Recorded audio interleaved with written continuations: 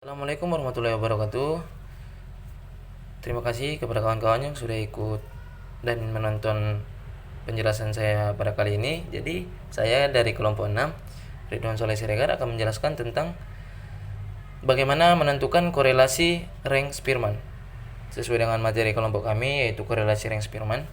Sebelum kita memasuki contoh soal, saya akan memberikan beberapa instruksi ataupun penjelasan sedikit tentang nilai koefisien korelasi. Jadi, di dalam nilai koefisien korelasi, poin pertama adalah antara -1 sampai dengan 1. Ini lambang ini bukan lebih kecil dari R ataupun lebih kecil dari 1, bukan. Ini menjelaskan tentang sampai. Oke, sampai. Jadi, untuk poin nomor 2, semakin mendekati +1 artinya korelasi positif. Poin yang ketiga, semakin mendekati -1 artinya korelasi negatif. Terus yang poin keempat, semakin mendekati angka 0 artinya tidak ada korelasi antara variabel ataupun antara data yang ingin dicari. Untuk poin tambahannya di sini di dalam tabel, nilai R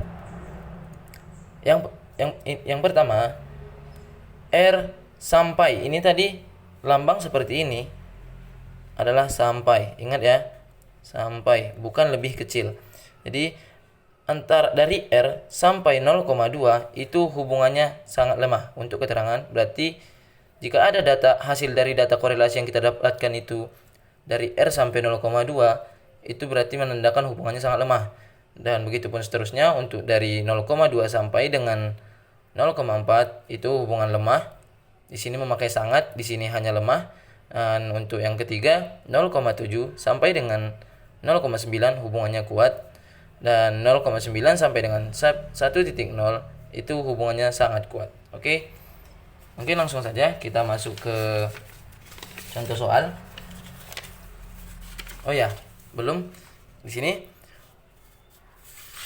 korelasi rank Spearman. Korelasi rank Spearman digunakan jika data berbentuk ordinal atau berjenjang.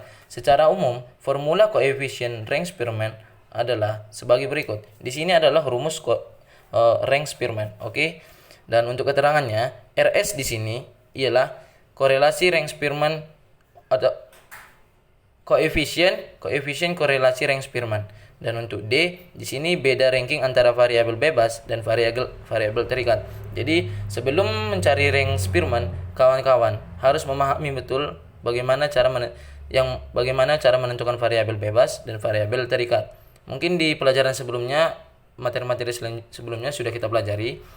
Dan untuk N itu adalah banyaknya data amatan ataupun banyaknya jumlah data yang ada. Untuk N, ini adalah N. Misalnya di dalam untuk contoh kali ini, di sini ada 9 siswa dan ini adalah N. Ini adalah N. Oke. Dia sesuai dengan jumlah siswa atau data yang didapatkan. Di sini saya menamai siswanya dari abjad A, B, C, D sampai I. Oke. Ini untuk contoh soal. Di sini kita mengambil contoh soal antara skor UAS dan juga skor UTS. Kita akan mencari hubungan korelasi antara skor UAS dan skor UTS pada rank menggunakan rank Spearman. Oke. And selanjutnya di sini ini adalah nilai-nilai yang didapatkan siswa A. Misal untuk siswa A dia mendapatkan nilai UAS 70, sedangkan pada UTS mendapatkan nilai 72. Oke. Untuk perankingan di sini terdapat rank. Anda bisa melihat rank X ataupun yang tadi bebas. Di sini dimaksudkan untuk menentukan rank ini. Di sini kenapa bisa angka 7? Karena kita sebenarnya untuk mencari ranking di sini, ranking untuk bebas dan juga untuk terikat nanti itu sangat mudah. Kita tinggal mencari nilai mana yang paling tinggi. Nilai mana yang paling tinggi pada misalnya untuk rank X, ini adalah X. Nilai mana yang paling tinggi? Nilai yang paling tinggi di sini adalah terdapat pada siswa I, yaitu 93. Secara otomatis kita menempatkan ranking siswa pada siswa I yaitu ranking 1. Dan untuk ranking keduanya yaitu 90. 90 merupakan nilai tertinggi kedua dan itu kita tempatkan posisinya di sini ranking kedua.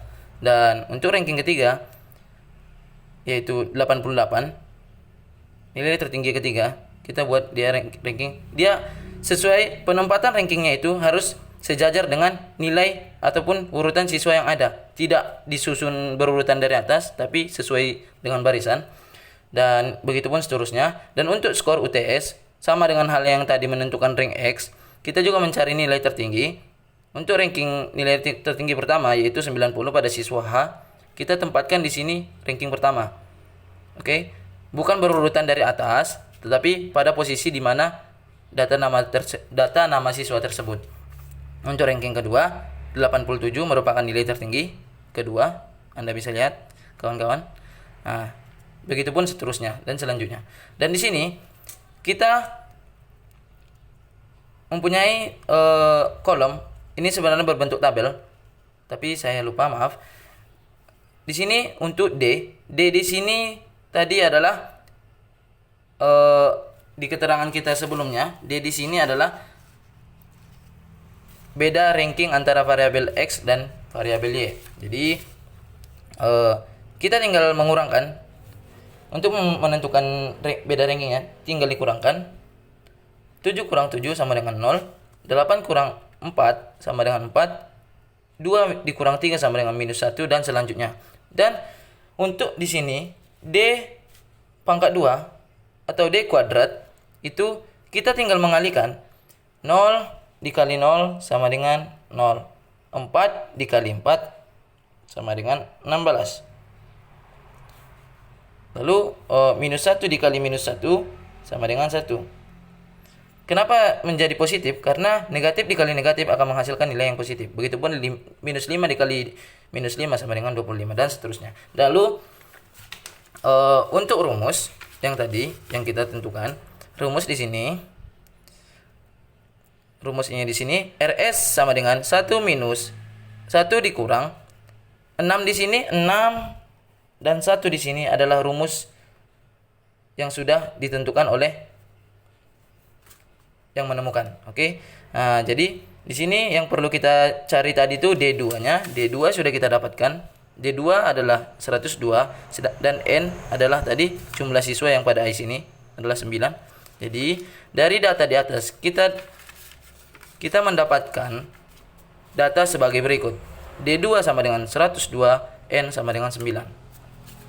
Oke, untuk selanjutnya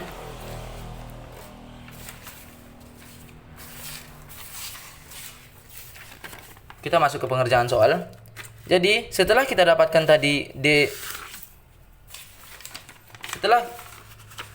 setelah kita dapatkan tadi D2 dan berupa juga N-nya, nilai N-nya, maka kita tinggal masukkan rumus di sini.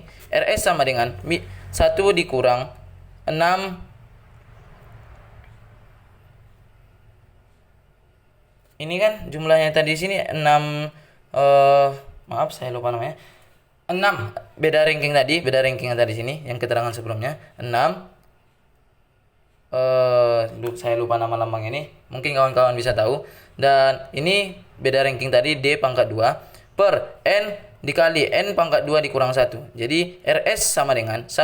Ini kan nilai 6 nih tetap nih. Nilai 6 nih kan tetap, sudah rumusnya. Satunya juga tetap. Oke. Jadi D2 yang kita dapatkan tadi itu, D2 yang kita dapatkan tadi adalah 102. Jadi kita masukkan di sini 102. Terus selanjutnya untuk yang di bawahnya N sama dengan 9. Ini sudah saya buat 9, oke. N pangkat 2 berarti 9 dikali 9 sama dengan 81. Dan untuk RS selanjutnya, RS sama dengan 1 dikurang 612. Ini langsung dikalikan ya kawan-kawan. Kenapa bisa 612? Ini dikalikan. Dikali. Oke. 6 dikali 102 hasilnya 612. Yang di bawah tetap. Oke, yang di bawah tetap. Terus untuk RS selanjutnya, RS sama dengan 1 dikurang 612 per 9 dikali 80. Kenapa bisa 80? Karena ini tadi sudah kita kurangkan. 81 dikurang 1 sama dengan 80. RS sama dengan 1 dikurang 612. Ini tadi 9 nih. Kita kalikan lagi. Kali. Hasilnya 720. 612 pada RS yang berikutnya, RS sama dengan 1. Ini hasil dari pembagian. Pembagian 612 dibagi 720 adalah 0,85. Untuk langkah terakhir, RS sama dengan, ini dikurangkan, 1 dikurang 0,85 hasilnya 0,15. Berarti, berdasarkan hasil hitungan di samping, didapatkan bahwa nilai dari RS koefisien korelasi Range-Spearman adalah 0,15, yang artinya hubungan antara variabel skor UAS ujian akhir sekolah dengan skor ujian tengah semester memiliki hubungan yang sangat lemah atau korelasi yang sangat lemah. Kenapa dikatakan sangat lemah? Karena kita merujuk ke poin yang saya jelaskan sebelumnya. Di sini dari R sampai dengan 0,2 itu hubungan yang sangat lemah. Sedangkan di sini kita dapat hasilnya adalah 0,15.